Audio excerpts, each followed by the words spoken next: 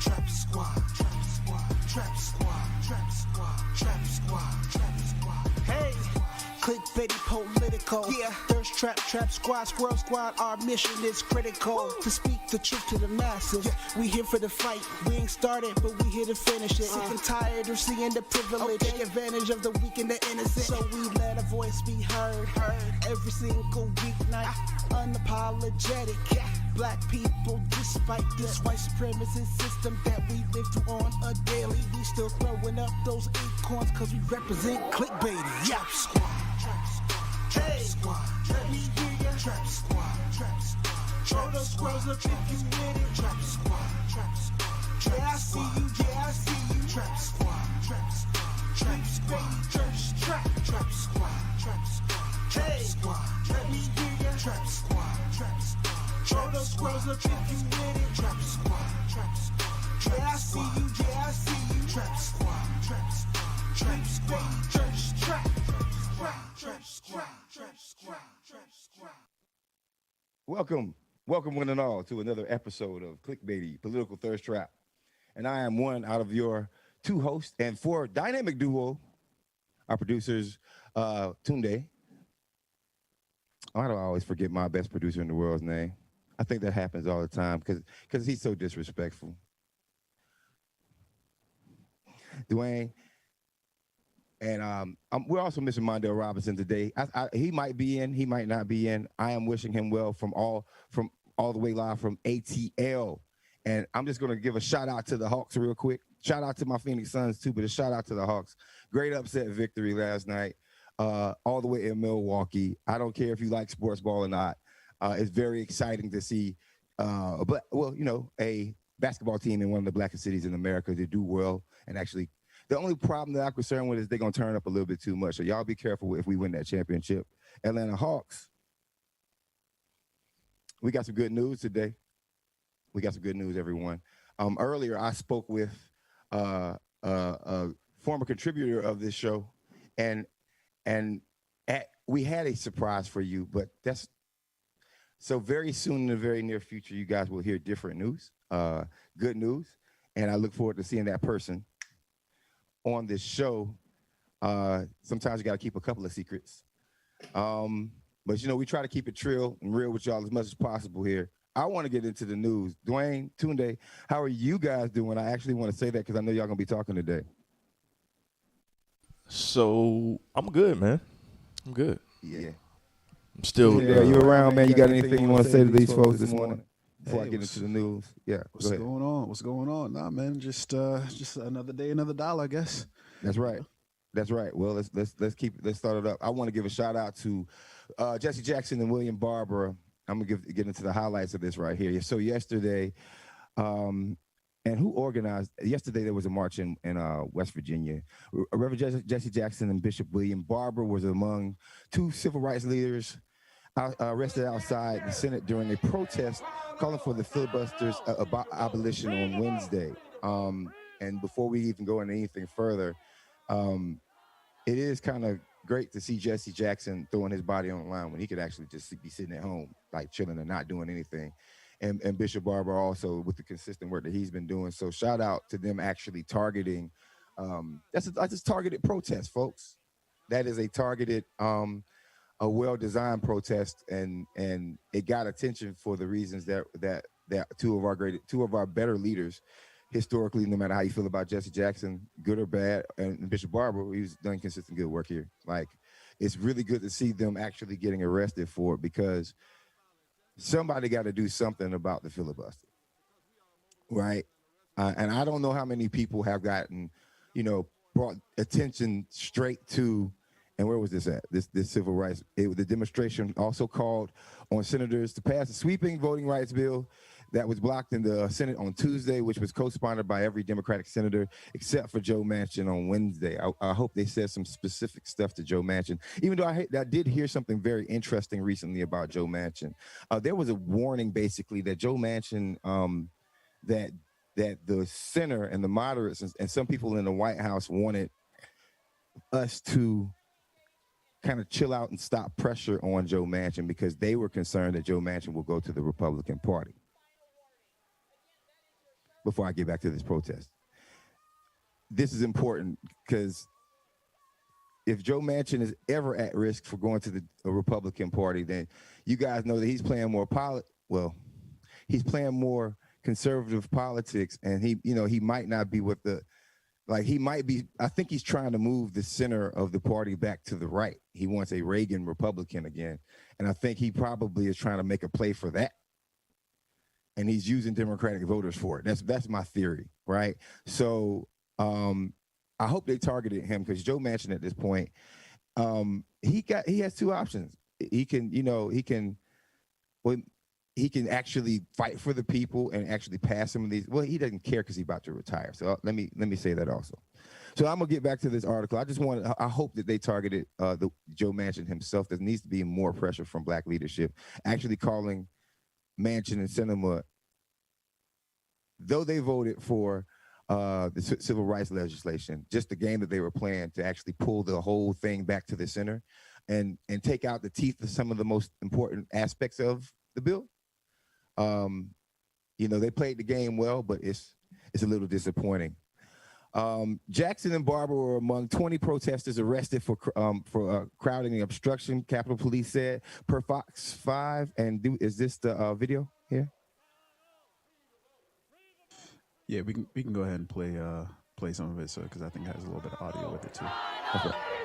To the people from their own state, asking for a meeting. We were going in with them to support them as religious leaders, as voting rights activists. They never responded. And so we decided that we had to take nonviolent civil disobedient action. We're not violent. We're willing to take our penalty. And we're saying across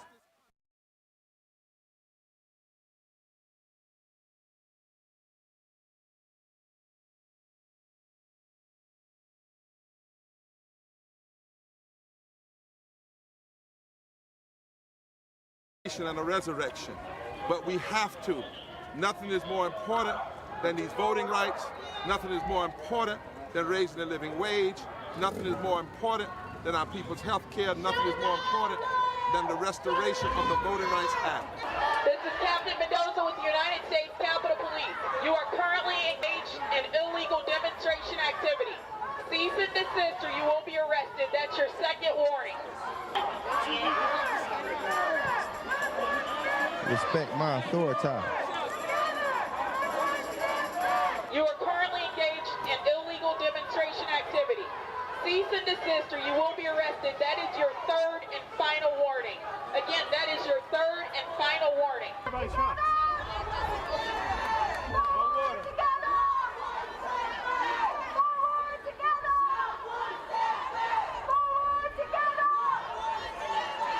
All right, well, it's nice to see Jesse Jackson and William Barber actually still sticking with the work.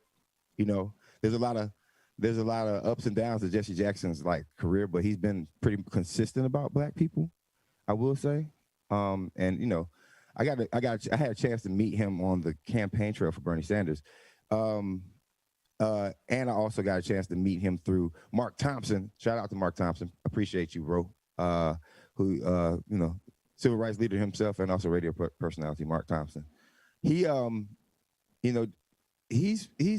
aware. Of course, you're slowing down at his age, but he's very aware of what he's doing.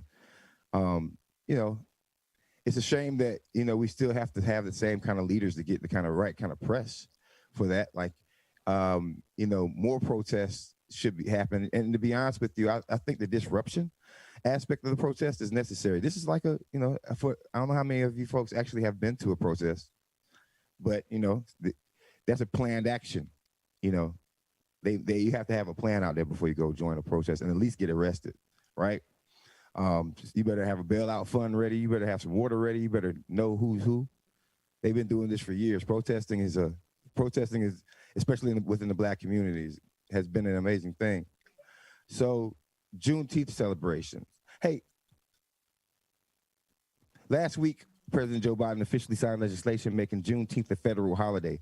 The day commemorates June 19th, 1865, when Galveston, Texas, slaves in Galveston, Texas, were informed of their freedom 2 years after President Abraham Lincoln's 1863 Emancipation Proclamation. I am still a little bit upset about the show, but I'm happy that I'm happy that there is a holiday, but we still need much more sustainable, tangible things for our community.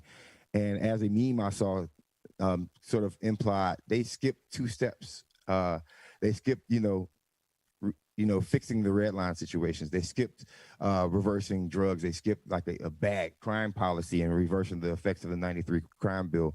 And they just went directly to a holiday. And that's the opposite way for that to work.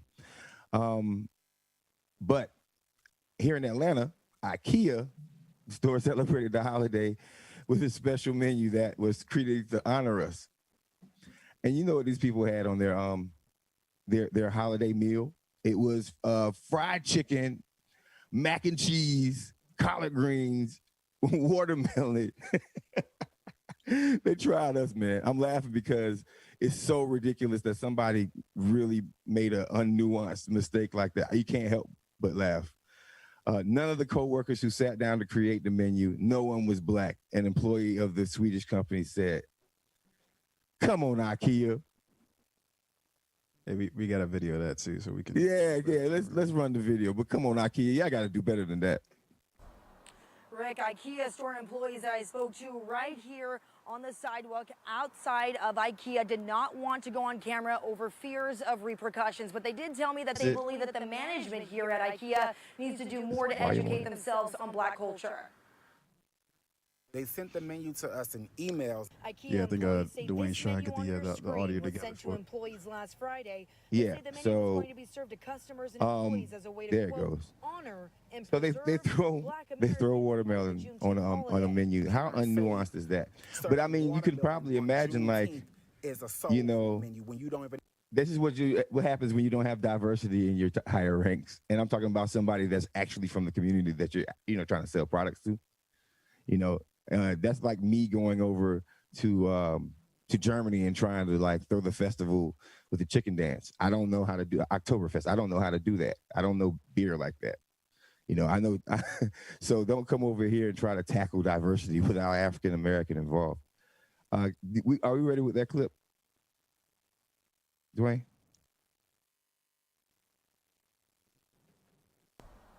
Rick, Ikea store employees that I spoke to right here on the sidewalk outside of Ikea did not want to go on camera over fears of repercussions, but they did tell me that they believe that the management here at Ikea needs to do more to educate themselves on Black culture. No shit. They sent the menu to us in emails. Ikea employees say this menu on your screen was sent to employees last Friday. They say the menu was going to be served to customers and employees as a way to, quote, honor and preserve Black Americans in light of the Juneteenth holiday. You cannot say serving watermelon on Juneteenth is a soul food menu when you don't even know the history of they used to feed slaves watermelon during the slavery time. Employees say the menu items selected, including fried chicken, watermelon, mac and cheese, collard greens, and more, was racially insensitive and ignorant. It caused a lot of people to be upset. People actually wanted to quit. People wasn't coming back to work. Employees outraged say 33 people called out of work, sparking this internal email response from the store manager on Saturday. She said that, I truly apologize. The menu came off subjective. But employees say the decision behind the creation of the menu should have included voices of color first. None of the co-workers who sat down to create the menu, nobody was Black. The store manager told employees and CBS 46 that the menu changed after the issue, but employees say... So they just delayed the Juneteenth menu by a day, thinking that, everybody who was upset stayed home on Juneteenth and wouldn't notice on Sunday, which just added insult to injury. We asked the store manager to send us the new menu. The revised menu included meatloaf, mashed potatoes, collard greens, and cornbread. This picture taken by the same employee showing what was served in store the day after Juneteenth. Fried chicken, macaroni and cheese, greens. Customers also felt the menu was insulting. I'm just frankly disappointed in the learning process. Like, you shouldn't learn after you've insulted all of your Black employees. You didn't know what to do? This is the city where you could have asked somebody and gotten an intelligent response. the National African American History Museum in DC is they have a public menu, IKEA. Y'all can y'all can actually go over there and take a look at what our cultures are and all of the cultures that actually were affected by Juneteenth. It's a very easy thing to do. You can actually go to a website and find that out. They didn't even do that, y'all. They just decided that, today, and shout out to organizing power. Maybe this episode is the organizing episode. Shout out to organizing power in general, because they wouldn't have cared at all. There wouldn't even been an email if 30 people didn't show up to work. That is organizing. That is good organizing. And the problem is their job. So folks came back in the next day, and they did it the next day. They actually served the same meal the next day. It's the watermelon. Like, y'all didn't Google racist cartoon. How y'all got y'all job? Hey, who knows how to work this printer? Come on, man, do better, IKEA. I'm not gonna call for a boycott, because I know some stores didn't even serve dinner, but y'all do got some cheap cabinets. You know what I mean? Like, don't get me wrong. IKEA is a nice, affordable solution, but boy, they work, man. It's like a 1 year, 3 year.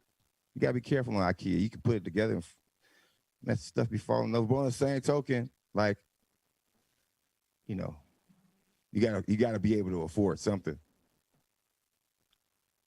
Michael B. Jordan renames run after accusations of cultural appropriation. I might get in trouble, man. Mike's pretty awesome. That's Killmonger, man. Michael B. Jordan has issued an apology in the fallout of his announcement over the weekend that he was launching a line of drums called Joe Overte. How do I say that? That's French, right? All right, we'll figure that out. The term signals the start of... It's pronounced Jove. Jove. Thank you, sir. Appreciate that. A line of drums called Jove. The term signals the start of the... Say again? Rums. Rums. I'm sorry. I said drums. Yeah. The term of the signal start with Carnival in the Caribbean and its cornerstone tradition of Trinidad and Tobago. Jordan's use of the word was felt by many to be cultural appropriation. Critics are particularly angered by the line in Jordan's trademark filing. The claim the term has no meaning in a foreign language. An online petition to stop the trademark has already topped 1,200 signatures. And here's the thing. Y'all think that was Jordan? Do you think that was like some lawyer that was doing a trademark? You know what I mean? Somebody okayed that, but Jordan probably should have taken Michael, you could take a stronger look at your stuff, man. But we don't want to, you know what I mean? You Black Panther, bro. You and the Black Panther, man. You Wakanda forever and all that. Like, we need you to be clean. So, I mean. That definitely wasn't him that came up with that name. It was somebody with a whole, it was like, hey, I got this room. I just need your face. You everywhere. Let me use your face. Well, I think this actually brings up an interesting question, right? Because so I've said this all the way back when there was, Bruno Mars was kind of going through it. Everybody was saying that he was culturally appropriating. But I had an interesting question, like, okay, so, we say it's cultural appropriation when people wear, when white people wear like dreadlocks, for instance, right? But then I always wonder, like, okay, well, and the idea is that it's because they don't know anything about the culture yet they're wearing the hairstyles and things like that from things that which they don't understand. But there's a lot of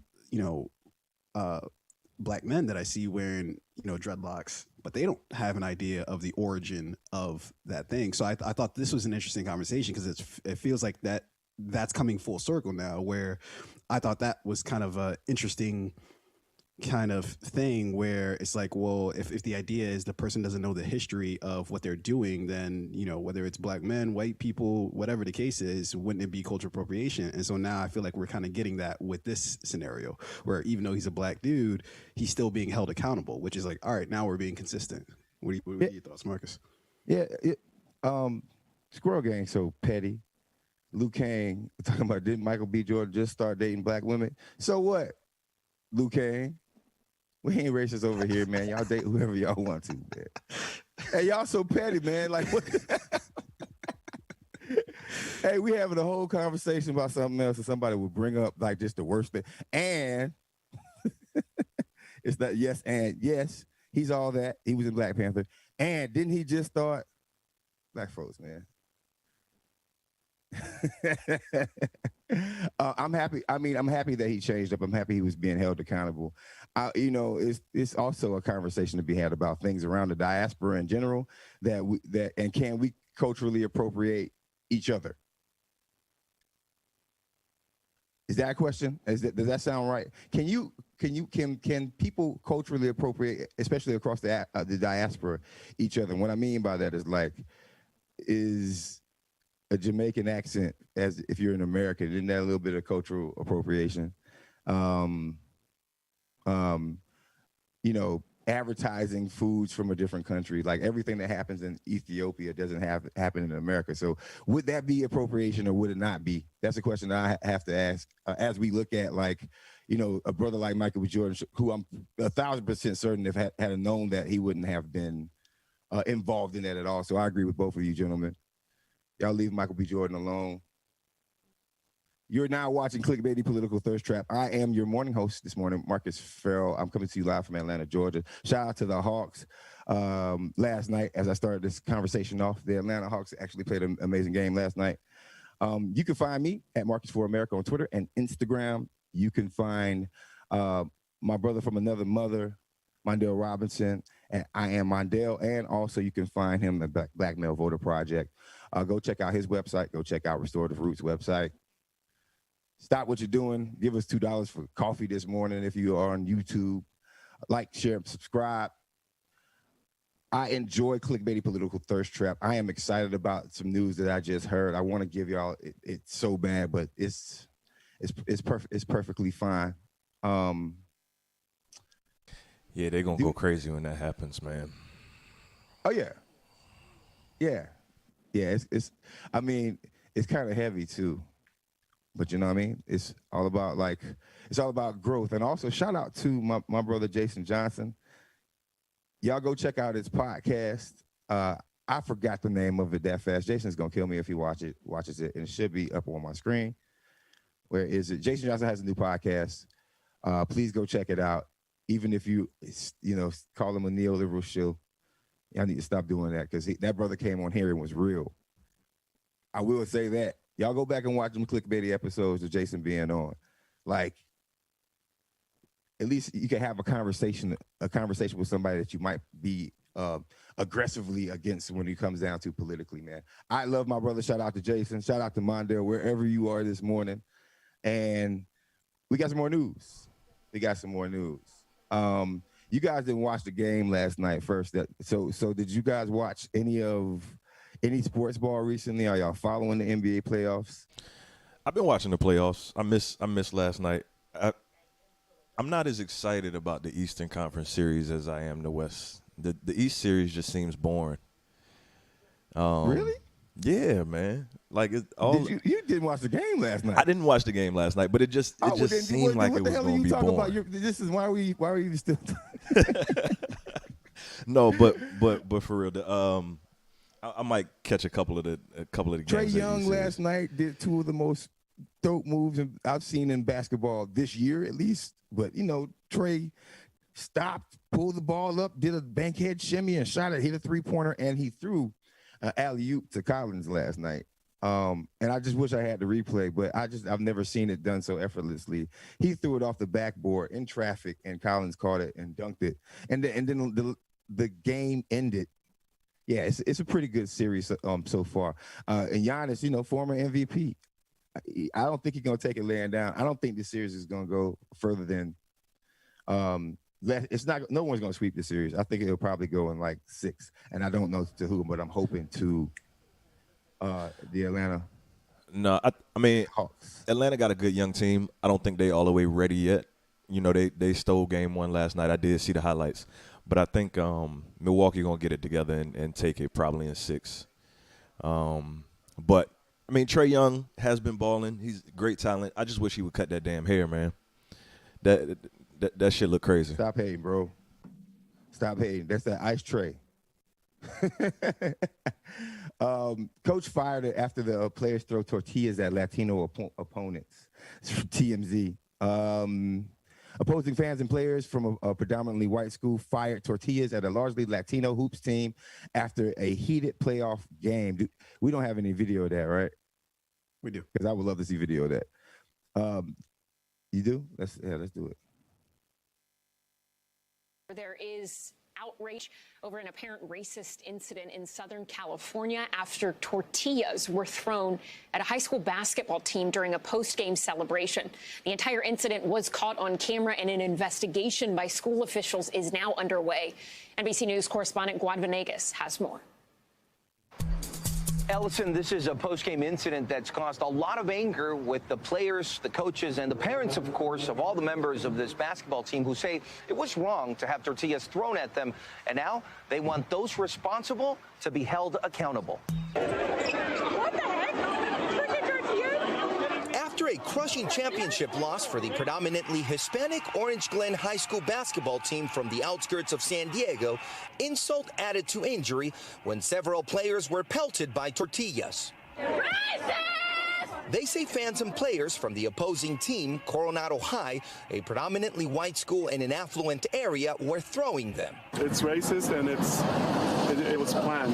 It was not a spur of the moment thing. Tortillas and all that smack talking with the coaches, like, that's just unacceptable. On Twitter, Coronado's coach writing, a community member brought tortillas and distributed them, which was unacceptable and racist in nature. The district school board also weighing in. We fully condemn the racism, classism, and colorism which fueled the actions of the perpetrators, who the district promises to hold accountable. But members of Orange Glen's team say the sting of defeat pales against the wounds of racism. Take your win, move on, and enjoy it. But to kind of downplay us and humiliate us like that. I just think it's sad that their crowd's idea was a joke is throwing tortillas at a Hispanic school. Man, every day is a January 6th for people of color in America. They go into a basketball game, and if you're worried about angry, racist people that are predominantly white, you always have to worry about them acting up in some kind of way. It is just crazy. Like, it's amazing to me how many people haven't got arrested for January 6th. I mean, because, you know, we saw on the show, there were thousands of people out there, and just like, I don't know how many right now, but, and then you have, you know, a case where even your high school kids can't even play basketball and lose a game without somebody distributing tortillas. For God's sakes, tortillas for, you know, like why even do that? Like, you guys won the game, you know what I mean? So I'm happy that head coach got fired. I believe, did he get fired? Yeah, he got fired, and I mean, it's good for him. You know, I think somebody should have got arrested. Racism has no place in our society. Well, Marcus, if I could jump in here, man. Yeah. So you know, there's the obvious racist, like the obvious racist nature of what they did. But it's interesting when I was like pulling this story, I was kind of correlating this with how they're treating critical race theory right now, right? That you know, across the nation. There's now these conversations about like, oh, well, we need to ban basically critical race theory from, like, you know, curriculums and things like that we're not teaching anything like that in our schools. But when I see a video like this, things like that become more apparent, like of just like when you think it's okay to throw tortillas at the opposing team, there should be a moment when you reflect and think, like, not only is this wildly racist, but, you know, you have to think about, well, okay, like, you know, if I have Hispanic, Latino friends, you know, if I've been taught these sort of things, if it feels like something like this never even comes across your mind to like do, or if it does, you understand the gravity of it, you know. And it seems like these kids just had no concept of it. Either they had no concept or they just didn't give a damn, you know. And so I also debated. There's a Jesse Waters segment on Fox News that I was debating on pulling for today as well, in which he was arguing. I think his last name's Fowler, but he was arguing with another commentator on the Five about how critical race theory wasn't being banned. I think it was in Iowa or something like that, and he was gloating because he was right on the technicality of it, but they're not going to come out and say, "Oh, we're going to ban this," or they're just going to do things around the edges to make it so hard for people to even learn how to teach things like this, and so I just think that all this in the context of kids need to learn from a young age what's going on, like why things like this are wildly racist and should be there shouldn't be words that are minced about it in terms of calling out for what it is and the history too that goes along with all these things. I just thought that was interesting. Critical race theory is it's amazing how quickly the conservatives made a short slogan for something become a whole movement, right? And their branding is amazing because they are allowed to make that's one small aspect of African American history, but it's a big thing because they can use it as an umbrella to just say, well, he's talking about black people, and I don't agree, right? Matt Gaetz got ate alive yesterday. Matt Gaetz, and please pull up that article about Matt Gaetz, the video from yesterday if you guys can find it, because Matt Gaetz was successfully torn apart by the what was the defense secretary, right? The chairman of the Joint Chiefs General of Staff, Mark Miley fired back yeah. at Matt Gaetz Wednesday for his criticism of the military is too woke for discussing critical race theory. And you got to see the video. I think that video is one of the I want to show it because the way that the defense secretary, the general, sort of broke down the history of race and how America acts and what he needs to, how he needs to lead, whether you believe in the U.S. military or not. He just gave a truth that it was like, I can't be racist because basically I have too many people who are valuable to me that will be offended and mess with the overall goal of the military. No matter how you look at it, that's pretty good business. And Matt Gaetz was just so distraught because he was trying to push a narrative, and this general just was on point. What did he say? I personally find it offensive that you got it? I'll have it in a second. All right. Matt Gaetz says, I personally find offensive that we are accusing the United States military of being woke or something else because we're studying theories that are out there, Miley said during a hearing. Right. Okay, that was, I want to understand white rage because I'm white. Millie continue. There you go. That's right. I want everyone to see this. We got the volume on this? Ain't nothing playing yet. Hold on.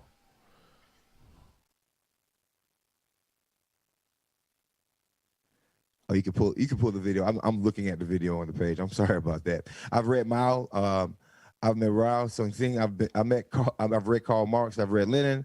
That does not make me a communist. So what's wrong with understanding and having some situational understanding about the country from which we are here to defend?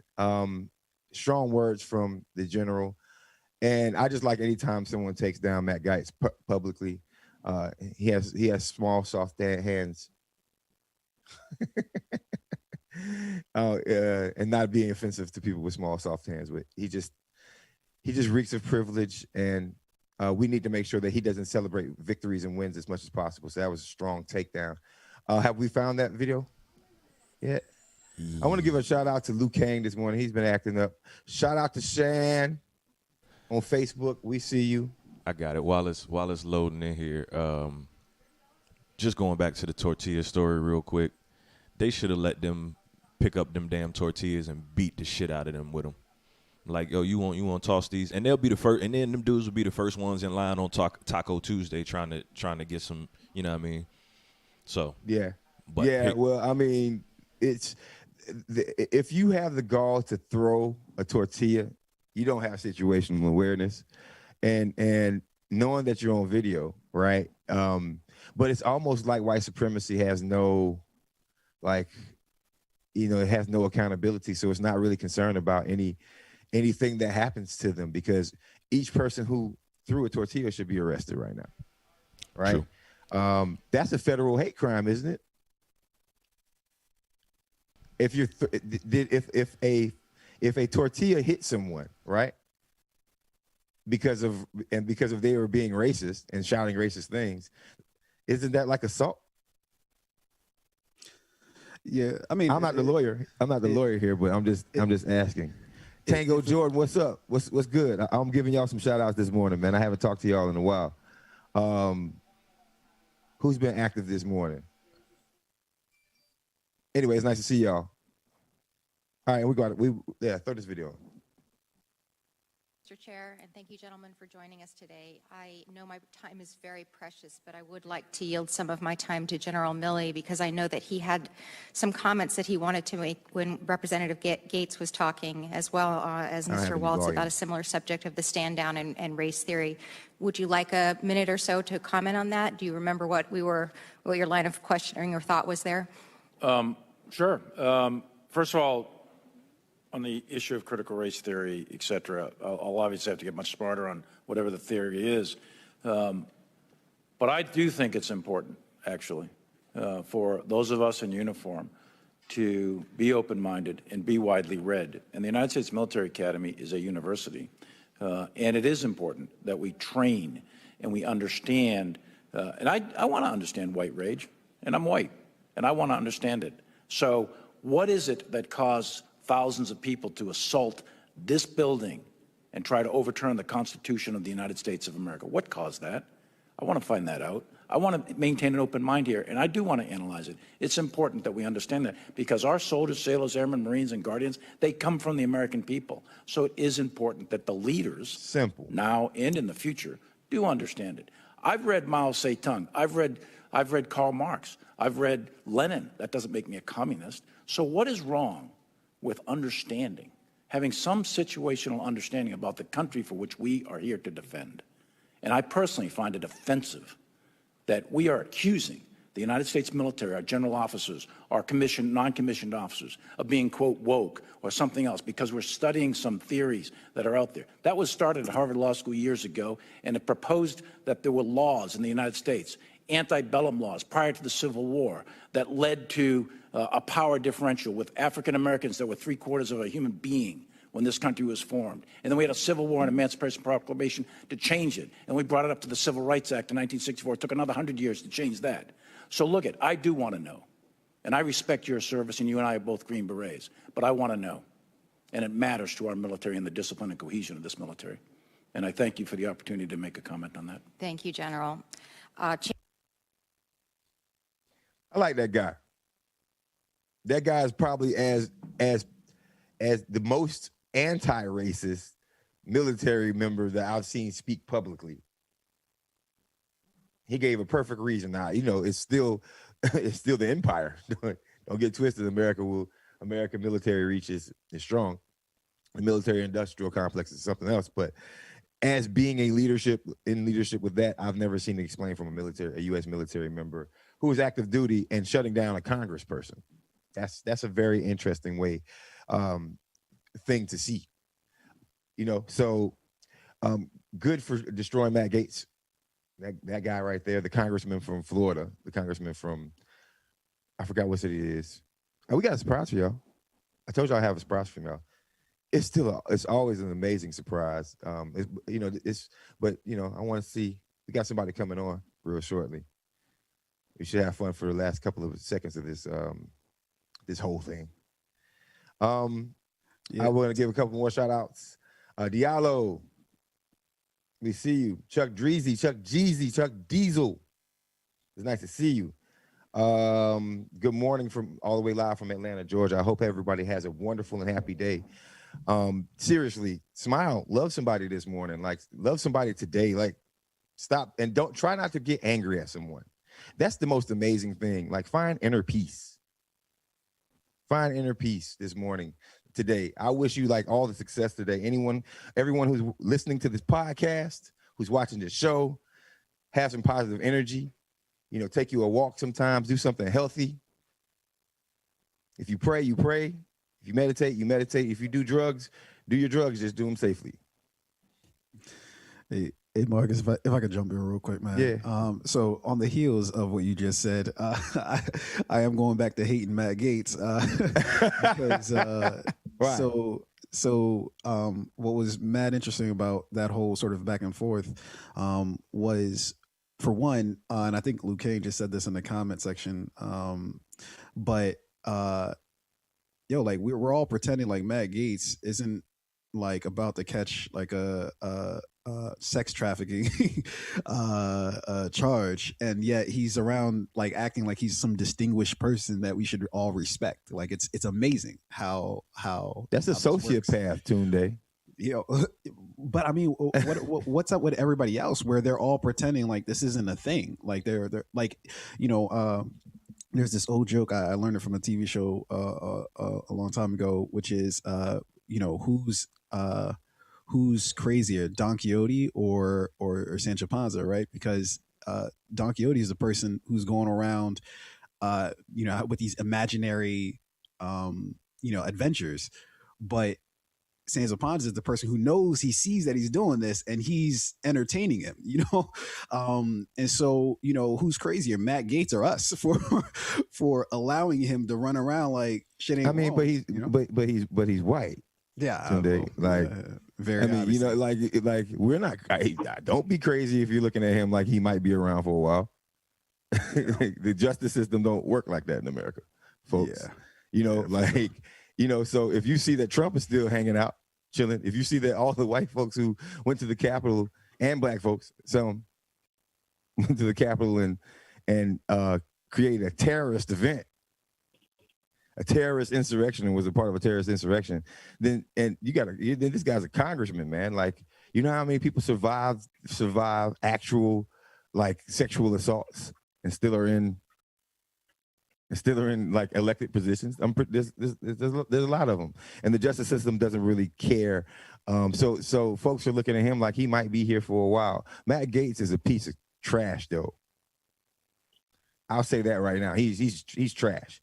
He's a trash human being for even some of the movements that he made that, you know, were illegal, right? And also just his, you know, following around of Trump the way that he was following him around. Matt Gaetz would do anything for power. That is a real life bad guy. If you want to watch like superhero movies and the Lex Luthor, well, he's not Lex Luthor, but he's damn sure a strong menu.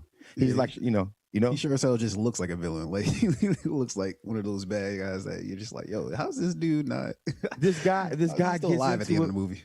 This guy gets into it about race more than anybody else. Have you noticed that? Cedric Richmond, Auntie Maxine, like these, he just tangles he gets his news and his props. He made his bones with disagreeing about black folks. That's how he came up. You tell me what other policy. I haven't even heard him talk about immigration like that. This guy's whole, if you think about Matt Gaetz, this whole rise to fame at this point came from like pushing racist connotations against black folks in hearings. That's what made him the conservative star. He didn't have to know anything about his own district, just diss black people. His whole job is to like go after black people, and he's gotten elevated for it. And I'm wondering if whiteness will protect that under these assault charges, which seem to be pretty true. Yeah. Now, and speaking of black people, I feel like we have a very important. I think we have a very important black person who just joined the link. What's up, man? Marcus. Yeah. Welcome Mondale Robinson. What's happening, dude? Man, fuck America. Fuck everything. Fuck Matt Gaetz. Fuck his daddy. Just fuck it. What's up, y'all? Good morning, man. How you doing, bro? As you can tell, I'm a little angry. My voice is a little gone. I'm a little angry. Is it story time, or do you want to divulge anything? No, let's just keep going. What are you talking about, Matt Gates or his dad? Which one? I mean, I'm just talking about the piece of trash that is right now. That is Matt They Gates. called fed charges. Remember, his dad called fed charges for stealing money from Social Security down in Medicare, one of them, one of the programs in Florida. So trash runs in his family. Yeah, but you know, he made a little bit of that capital, that cash off of it. I mean, listen, guys. It is what it is. Damn, boy, I wish I would have saw you earlier today. I'm not even mad at you, but boy, I wish you would have. Yeah, but welcome back to the show, man. What, you know, you are you well rested? No, hell no. We'll talk about it. We'll talk about it. Can you hear me? Yeah, I can hear you. Go ahead. I said we'll talk about why I'm not well rested later, but no, I'm not well rested. Let's get. Are you finishing up? Yeah, I'm finishing up, man. I'm actually gonna let you say hello and goodbye. Hey, look, I know when I'm not wanted at somebody's house. I've been through this before. When you come over and people out there, they got somewhere to go, like, oh yeah, we were just leaving. Yeah. Really, because you got on your bed, because you still got on your night clothes. Where you going? Hey, right? So what we did go through, man. I was actually wanted to say something. We talked about Jesse Jackson and William Barber getting arrested at the protest yesterday, right? What protest? Whoa, what happened? Yeah, I got to repeat it. Maybe you can watch the show. We'll put it on rewind, but I'm definitely gonna watch the show. Yeah. Go back and watch it. When you see it, you'll see what he's talking about. But Jackson and Barber were 20 protesters arrested for crowd obstructing at and this is in DC, right? This was at, where was this? Yeah, it was at the Capitol. They both got arrested. Oh, so they were part of they were Protesting out the there with filibuster. Yeah, Ronna Epton was out there yesterday. From Move On. The sister that runs Move On. Yeah, we were talking about how I was talking about how they're still out there working. Jesse Jackson's been around for a while, but he's still throwing his body on the line. Yeah, let's pray for that brother, because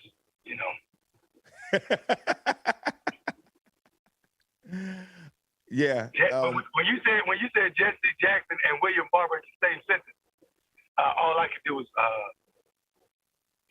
frown up a little bit, Yeah, I feel you, but still, you know what I mean. But I appreciate them, being willing to sacrifice their personal self to get out there, because the filibuster is absolutely as evil as people are making it out to be.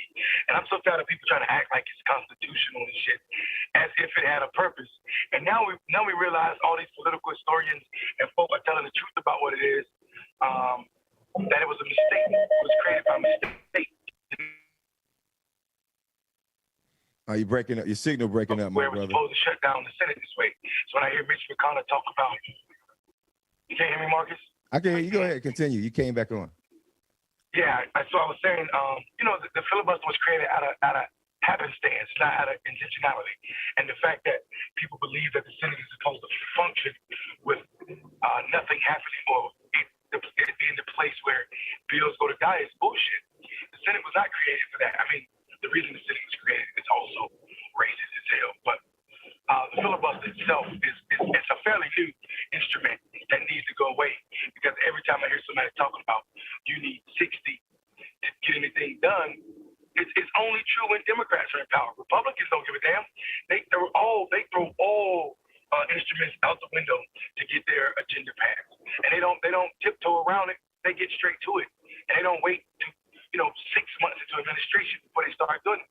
Because right now, if you're being honest, Marcus, for the People Act, the infrastructure deal, all this shit's starting to look like it's going to end up being some watered down, some bullshit. Because if you're honest, and Joe Biden wants to give Democrats something to talk about next election, he has about 2 months, and then 2 weeks of that is gone because Senate's about to be on recess, a 2-week recess. So they come back. They ain't gonna do nothing for the first week they're back, and then the next week, it's almost time to start running campaigns for the 2020 cycle. So people acting like June 2021 ain't we got a long time to get something done. When in actuality, we don't have a long time to get shit done. If they don't get shit done now, or before this 2-week recess, we can almost say that this was a waste of fucking election power. So you think it's officially time for them? You think it's officially time for us to do something, or you think it's too late to save democracy, basically? I think it was time for us to do something. By us, I'm talking about Democrats on January 20th. You know what I'm saying? Like, fuck out of here with that shit. Mitch McConnell don't play games. When he's in control, he's in control. He ain't no fucking negotiating. Ain't no nothing. It's done. I mean, and we don't, and I keep saying we, and it makes my soul hurt. We don't operate that way. Because it's literally this bullshit. Manchin is a West Virginia senator. There's no way he should be fucking talked about every day in every news cycle about every issue. Who the fuck cares what Manchin thinks? You are a West Virginia senator, bro. A Democratic West Virginia senator, which means you should be thanking motherfuckers. Because of the small amount of population. Manchin is holding democracy. Can you hear me, Marcus? Yeah, go ahead. I said Manchin is holding democracy at bay or hostage for power. For power. You were talking about white supremacy holding Matt Gaetz accountable, which they probably won't. The Democratic fucking Party operates on the white supremacy, and they too are not holding fucking their white supremacy and fucking accountable. Right, because that would be sort of admitting that there is a bit of racism in the Democratic Party, and a bit.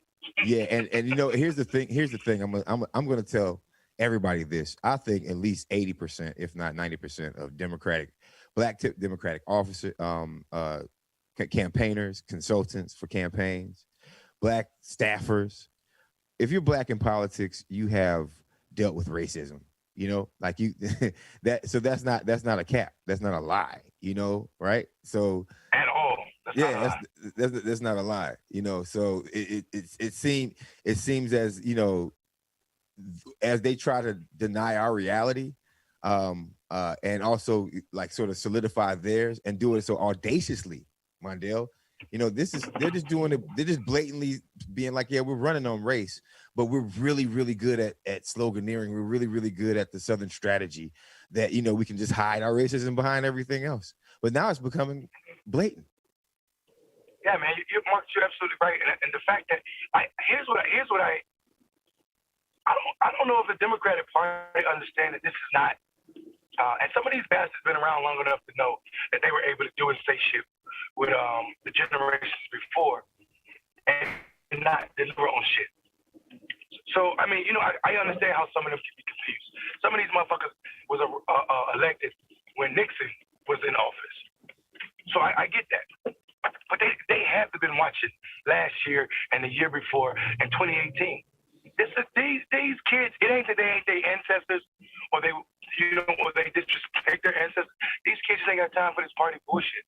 Their loyalty to themselves, and that's a wonderful fucking thing when people put their hymn over their fucking politics. And I think we have to. And I ain't talking about no mass exodus. I am talking about some mass fucking firing though. Like, and the Democratic Party deserve every seat they lose in 2022. They absolutely fucking earned it in 2021. They absolutely earned it. Yeah, the whole mentality around like if we try to hold Manchin accountable, it might upset him and he might turn into a Republican. It might upset him. Right. But that's what unfortunately, that's what the White House is telling us, and it's sort of like I guess they're looking at numbers and like, well, we can't get him to do anything. So you mean to tell me that the Democrat with the most power is the guy who negotiates with the racists?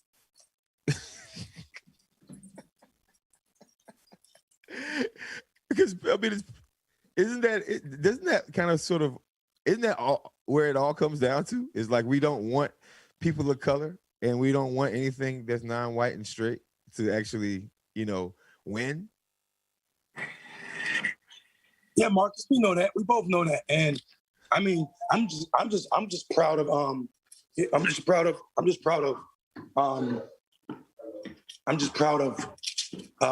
Democrats for saying it. The senator, Chuck Schumer. No, we know, motherfucker. You don't. If you can't control your caucus, if you're afraid, if Biden's afraid that Manchin is going to become a Republican, how in the hell you calling him a Democrat? That's like me saying, "Oh, I don't want to eat my banana because it might turn into an apple inside of me." No, motherfucker. A Democrat don't become a Republican because they beefing. They just argue their point harder. If you become a Republican, then you were a Republican, and you are a Republican, and you should be treated as such. Period. Or maybe, and that's a good point. Or I think if you are a moderate Republican and you are a moderate Democrat, you're more aligned politically and might need your own party. But they have the people to vote for them. So, in my opinion, I think that it's easier for Manchin and Sinema to, because they know what moderate Republicans are, and they, this is what they have not. What's the difference, Mondale, between a moderate Republican and a moderate Democrat right now? You see any? And the only difference is their location.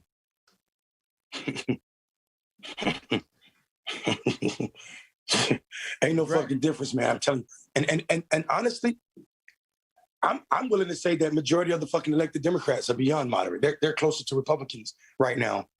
And they're gaslighting us, acting like the shit that we're asking for is super progressive or super extreme. This is why I don't let people talk about like the far left like they do the far right, because it is completely fucking different. The far left is asking for policies that better humanity, not just our shit, but people in general. The far right is racist fucks, period. I think there's a lot more people who believe in the far left and need far left policy. Oh yeah, absolutely. Than there are anything else, right? Like I do believe that. So if the moderates are going to be Republicans, but are sort of saying, "Well, I got the votes and we got the power and we're the players on this side," I think they're kind of a hindrance to our growth. And they're doing more damage to the Democratic Party than, because the Democratic Party is stuck between two places, doing something for people who have paid attention, voted for you, and really need stuff, versus not doing anything and then still saying you're a Democrat. What's going to sell better next year, November? What's going to sell better to American people? And we're not going that direction enough. Marcus, I think they're giving up on that direction. They literally believe that because the Republican. I mean, and here's my thing. If Chuck Schumer can get on the Senate floor and say, and he did, right? If Chuck Schumer can get on the Senate floor and say, this is what he said, Marcus, I'm not bullshitting you. If Chuck Schumer, I got to say this shit again, can get on the Senate floor and say the Republican Party has made voter suppression a part of his platform, then those are grounds to tell Manchin to get your punk ass in line, period.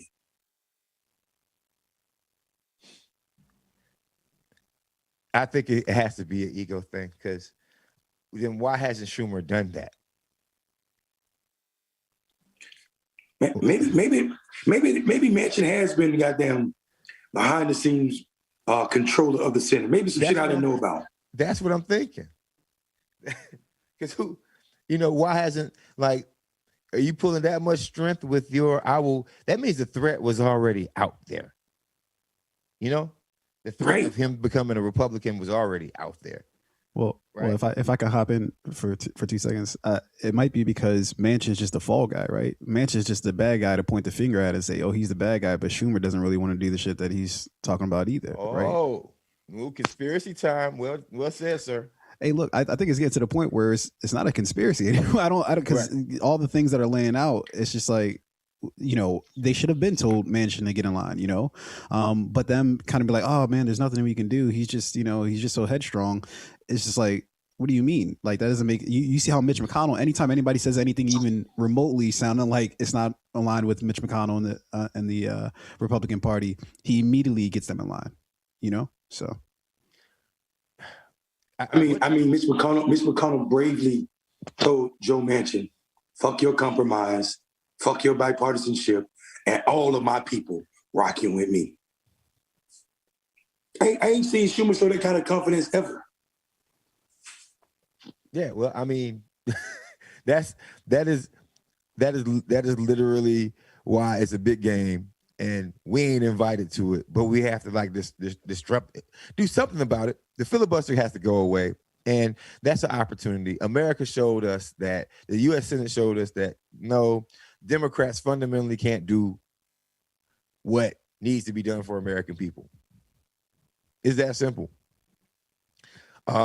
And I understand moderates when they were like, slow change, progressive change, but, think about that for a second. That slow change that these moderates, Republicans and Democrats believe in, are also the same reason why we are where we are right now. And now our country is not progressing, but is going backwards.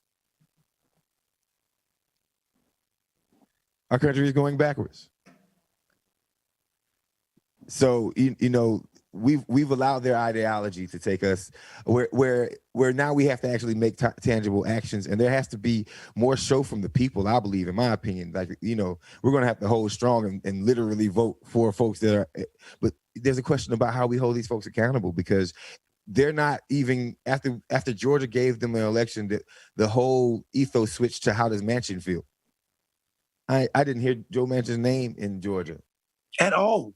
It was not part of anybody's contract, right? Nobody said, "Oh, if you send us 2 senators from Georgia, we'll ask Joe Manchin if it's okay if we get on this shit." Come on, man. That ain't what I heard. That ain't what I was telling voters. That ain't what black men was expecting. That ain't what black people were expecting. That ain't what Georgia in general was expecting. Because this shit sounds like politics as usual. And if this was going to be the case, and if we were going to be held hostage by a moderate Republican, i.e. Joe Manchin, then we should have just let the fucking Republicans stay in power. How do we see that? There has to be more bonding and togetherness of moderate Republicans and Democrats. The Mitt Romney must be so close to Joe Manchin right now. Now that I think about that, like, who they're having conversations to each other, and because their politics are somewhat the same. Dare I say, even Mitt Romney might be a little bit more progressive about some issues of race than I don't know. I don't want to go that far, but then Joe Manchin might be, because if you're not willing to overturn the filibuster, I don't think you're going to. Sorry about that. I don't want Warner Brothers canceling our podcast for copyrighted music. But I would say this, Marcus. I don't think that's a stretch. Mitt Romney has a black grandbaby. I would say that Mitt Romney is more progressive on race than is Joe Manchin, and I'm not afraid to say that. Squirrel Gang, Trap Squad, we got a new one. Romney's a Democrat that everybody want to be. Yeah, I agree. I think that Mitt Romney just has shown that he's more, and the amount of people that have been looking at Joe Manchin, asking them. Joe Manchin had meetings with leaders of the black community, and he knows exactly how important that filibuster is to black liberation, and he's choosing a relationship with moderate Republicans and Republicans and this fake thought process of bipartisanship over like literal issues that black and brown communities, indigenous communities can use across the planet. Yeah, but to me, bipartisanship sounds right now, and these days, bipartisanship sounds like bullshit so much to me.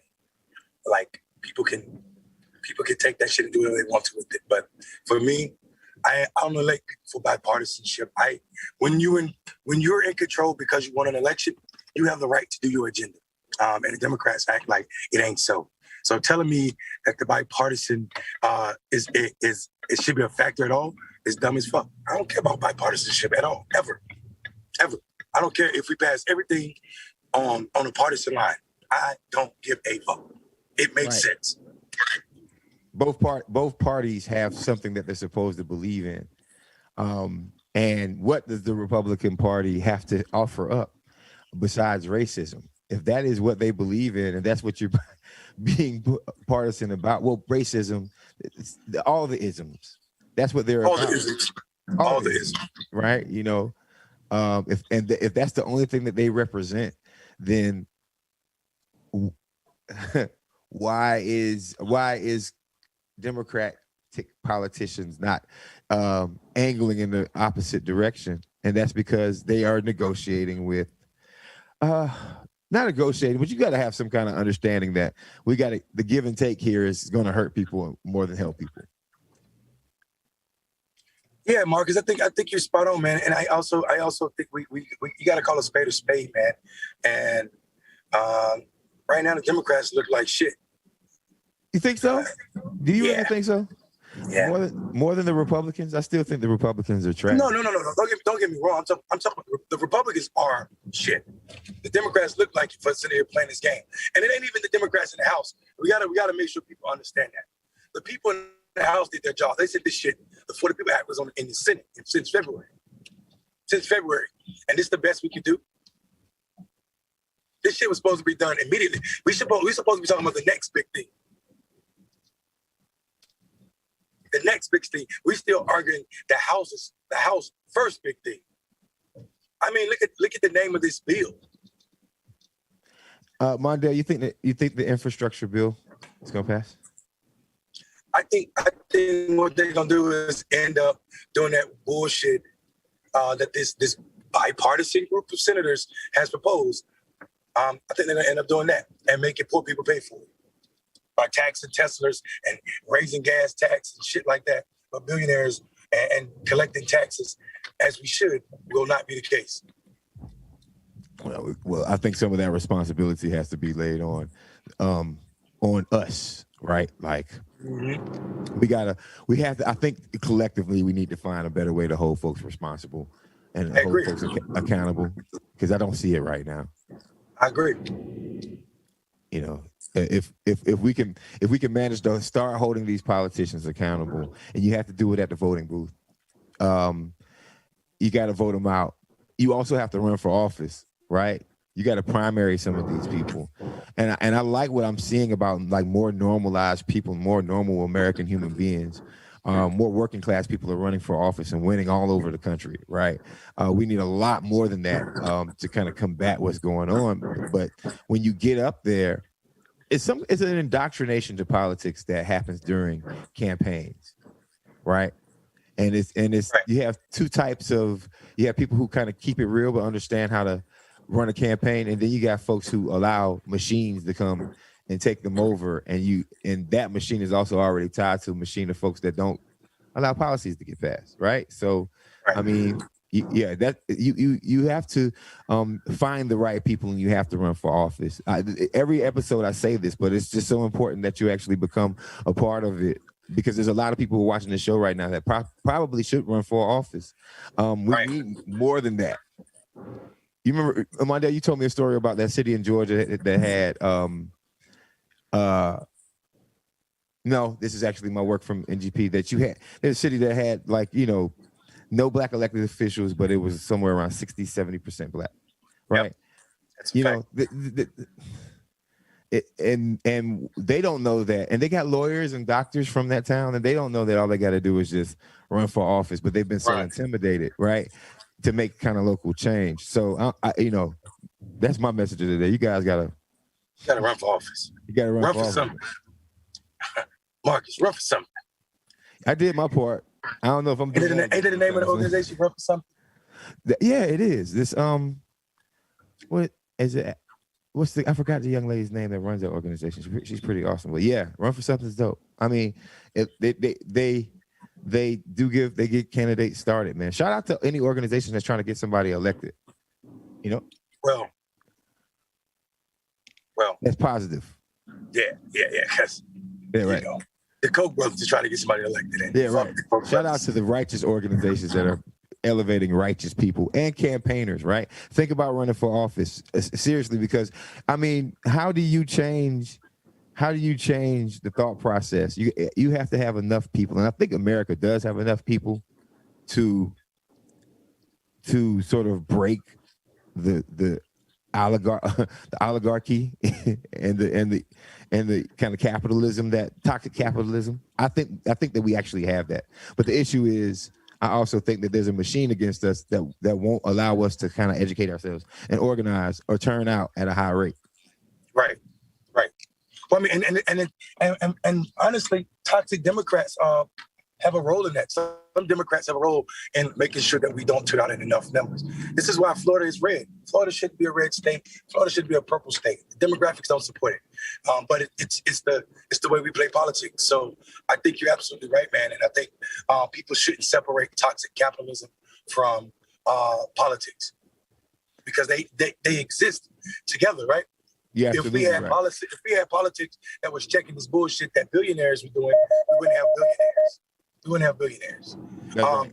If we had politics checking motherfucking businesses that are running their money offshore and bringing it back a different way so they can avoid taxes, we wouldn't have so many fucking social services not funded, or we wouldn't be taxing poor people so much. People forget that the income fucking tax wasn't even meant for regular people. That shit was for working. It was for rich people when it was created. People forget that we used to tax anything over $4 or $5 million at almost 80-90%, bro. And I ain't talking about in no ancient years. I'm talking about taxes that high up since I was born in '79, right? So motherfuckers is tripping. Reagan taxed wealthy motherfuckers more than we do now. And so when Marcus, when you say we're going back, I argue that we're just getting fucking worse. America was already horrible. Now it's just getting worse with the way that they fucking show up politically for poor people, for black people, for brown people, for LGBTQI folk. Why you see shit on paper and why it presents more progressive.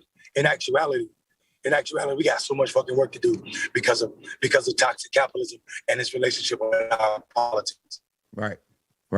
That's one of the things that the Republicans and also the folks who moderates actually kind of sort of agreed upon, that we're still willing to tax folks. And some of the things that were in the For the People Act was to take money out of politics, right, and make it more representative. Right. HR 1, yeah, and unfortunately, that's another reason why it was so easy to negotiate. They could say, okay, yeah, we're not going to do that. Corporations can still vote. All right, corporations can still be considered human beings. Right. But Mondale, I gotta go. All right, brother. Thank you for letting me come to your living room for a little bit. Yeah, you know what I'm talking about? I appreciate it, man. You ain't put your feet on the couch.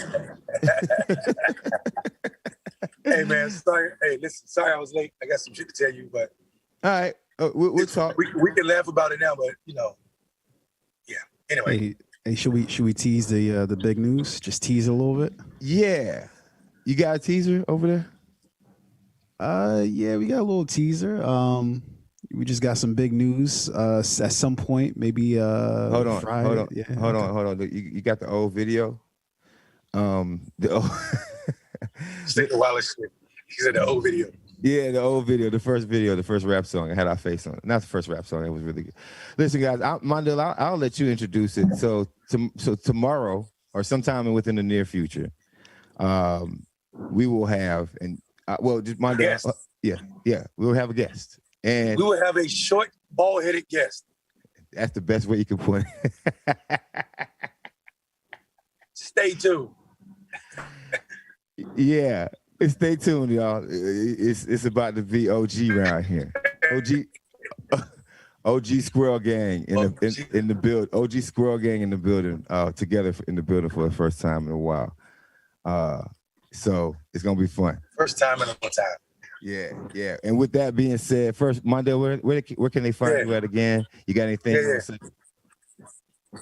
I am Mondale. Literally, I am Mondale on Twitter, Facebook, and Instagram.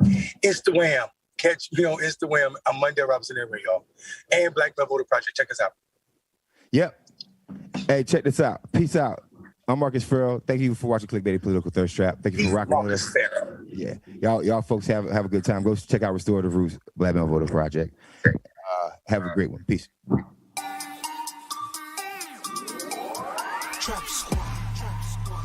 Let me put we all there.